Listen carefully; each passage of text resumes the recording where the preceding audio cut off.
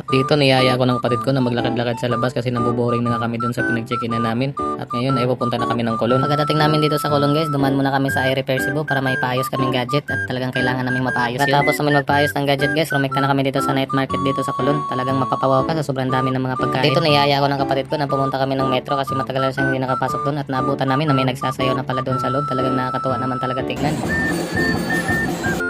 Natapos pala namin mag-ikot-ikot sa loob ng metro guys, lumabas na kami ng kapatid ko. Talaga nagulat naman kami kasi sobrang dami na pala ng tao at ang dami na rin nagbebenta dito sa labas. Sa kakaikot namin ng kapatid ko, meron akong nakitang nagbebenta ng saang kaya napapadukot ako sa wallet ko kasi gusto ko talagang tikman itong saang. Joke ikaw saang.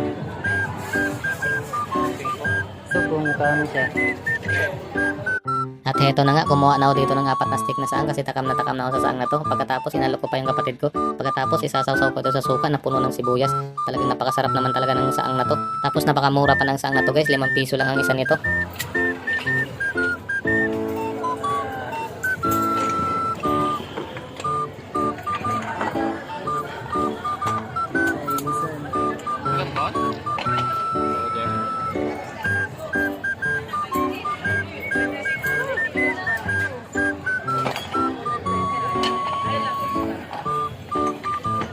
At dito inabot ko na yung bayad ko kay ate kaso wala daw siyang panukli sa 100 ko kaya kumuha ko ng barya at inabot ko sa kanya. Maya guys, tumadami na rin ng tao, talagang pati mga estudyante napapatingin kung ano ito at talagang gusto rin nilang tumikim ng saang. Sa kakalakad namin ng kapatid ko, napadpad kami dito sa may penay, talagang siniksik ko pa yung sarili ko dyan. Pagkatapos pumili ako ng mainit-init para makakain na. Dito medyo nahirapan pa nga akong mamili kasi yung iba malamig kaya pinili ko na sa ilalim para mainit-init pa. Pagkatapos pinukpok ko na nga yan dyan sa may gilid para makakain na. Pagkatapos mabasag, binalatan ko na nga yung itlog na yan.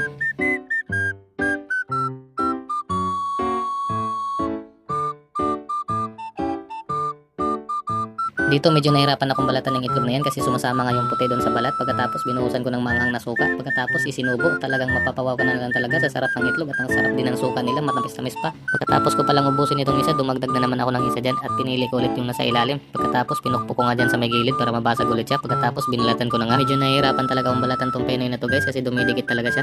Pagkatapos binuhusan ko na nga ng suka dyan. Pagkatapos isubo. Talagang mapapawaw ka na lang talaga sa sobrang sarap ng kanilang suka. Talagang ang sarap ng penoy. Dyan hirap na hirap na naman ako magbalat kaya bahala na to. Joke na lang, patong ko na dito.